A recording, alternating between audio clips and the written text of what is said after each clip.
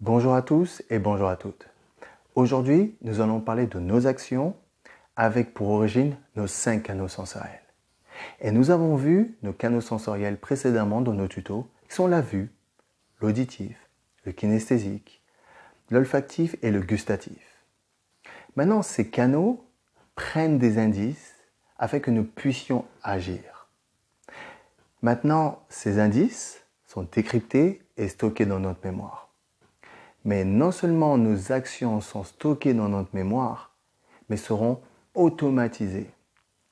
Autrement dit, dans une situation similaire à une situation précédente, par rapport aux indices de nos canaux sensoriels, nous allons agir de façon intuitive, immédiate, très pratique, incroyable, car nous n'avons même pas besoin de réfléchir, nous agissons.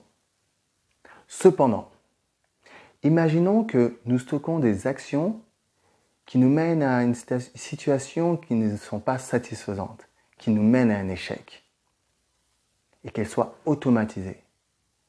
Dans une situation similaire, nous allons donc agir et aller tout droit dans le mur, avoir un échec, et rentrer dans un cercle vicieux.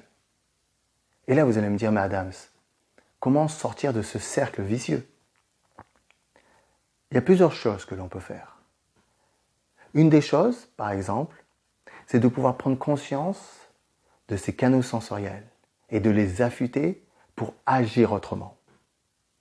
La deuxième chose, c'est de pouvoir apprendre les techniques de préparation mentale qui peuvent jouer sur nos pensées, sur nos émotions, sur notre comportement, pour trouver une autre stratégie que celle qui est automatisée.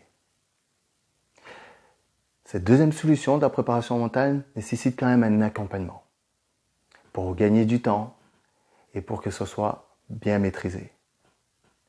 Maintenant, je vous recommande de réfléchir à vos actions, à celles qui vous conviennent et celles qui ne vous conviennent pas, car cela fera vraiment la différence dans votre quotidien.